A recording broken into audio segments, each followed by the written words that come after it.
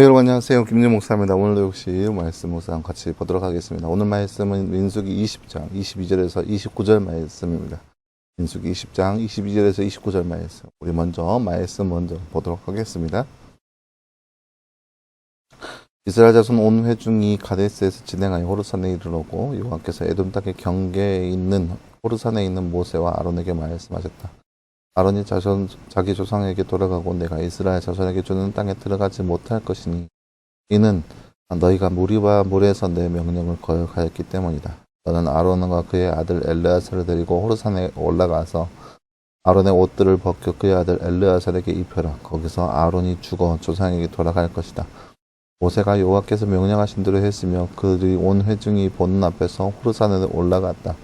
모세가 아론의 옷들을 벗겨 그의 아들 엘르아살에게 입혀주자 아론이 그 산 꼭대기에서 죽었고 모세와 엘르아살은 그 산에서 내려왔으며 아론이 죽은 것을 보고 이스라엘 온 회중이 아론을 위하여 30일 동안 슬피 울었다. 아멘. 네, 사랑하는 여러분, 오늘 말씀은 지난 말씀에 이어서 이스라엘 백성들이 이제 우회하여서 가데스에서 진행하여서 호르산에 이르렀다는 그런 말씀을 볼 수 있습니다. 특별히 이 호르산에서 아론의 죽음에 대해서 나타나는 그런 말씀이라 할 수 있겠습니다. 우리 나눠주 잠깐 볼까요? 말씀 읽고 빈칸에 알맞는 말을 넣어 말씀 완성하세요. 띠가 띠께서 띠 하신 대로 했으며 그들이 온 띠 보는 앞에서 띠 산으로 올라갔다. 오늘 말씀 27절 말씀이네요. 모세가 여호와께서 명령하신 대로 했으며 그들이 온 회중이 보는 앞에서 호르산으로 올라갔다. 말씀 27절 말씀. 모세와 아론이 이스라엘 자손에게 주는 땅에 들어가지 못한 이유는 무엇인가요? 오늘 말씀 24절 말씀에 보면 너희가 무리와 물에서 내 명령을 거역하기 때문이다 라고 나와 있습니다. 하나님의 명령을 거역했습니다. 어떤 말씀인가요? 하나님께서 분명 바위를 가리키라 라고 했는데 모세와 아론이 내가 너희를 향하여서 물을 내려 라고 하면서 바위를 2번 쳤던 사건이 있습니다. 불순종함을 통하여서 모세와 아론이 약속의 땅에 들어가지 못함을 나타내고 있습니다. 네, 사랑하는 오늘 말씀은 아론의 죽음에 대한 말씀이 나타나 있습니다. 이 말씀드렸듯이 모세와 아론이 하나님 앞에 불순종함을 통하여서 하나님께서 약속하신 땅에 들어가지 못할 것이라는 그런 엄벌을 내리셨습니다. 그래서 그 엄벌의 결과 오늘 말씀에서 호르산에서 아론이 죽어야 할 것에 대해서 이야기하고 있습니다. 그런 게 없어요. 아론이 아프거나 지병이 있거나 그런 거 나와 있지 않습니다. 그저 하나님의 명령에 따라서 호르산에 올라갔고 하나님의 명령에 따라서 아론의 옷을 벗겼고 그 옷을 그의 아들 엘리야살에게 맡겼습니다. 그랬더니 아론이 거기서 죽었습니다. 끝입니다.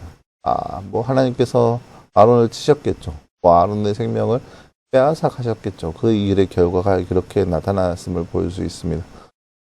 아론의 아들은 이제 총 4명의 아들이 있는데요. 그 중에서 나답과 아비후는 하나님께서 명령하신 대로 행하지 않아서 그 자리에서 죽었어요. 그러고 나서 셋째 아들 엘르아살이 아론을 이어서 대제사장의 역할을 감당하는 모습을 볼 수 있습니다. 오늘 말씀에서 보면은 알 수 있듯이 우리가 그 어떠한 사람도 하나님 앞에서 하나님의 심판 앞에서 무사할 수 있는 자는 아무도 없다라는 것을 볼 수 있는 거죠. 물론 이제 그 하나님의 입장에서 아론 하면 대제사장이고 출애굽 여정 안에서 그만큼 어마어마한 업적을 이루는 사람은 별로 없다라고 볼 수 있겠죠. 모세가 하나님의 명령에 따라서 애굽에 들어가야 되는데 모세는 벌벌 떨면서 내가 어떻게 갑니까? 나는 말을 못합니다.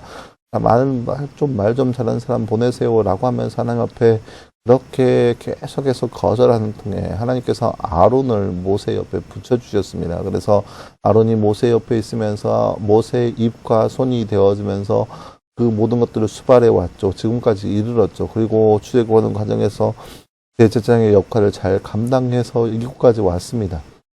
어찌 보면 출애굽 과정에서 정말로 여러 가지 일을 했던 사람이 바로 아론입니다. 하지만 그 아론도 역시 하나님의 심판 앞에서는 더 예외가 아닌 것을 볼 수 있습니다.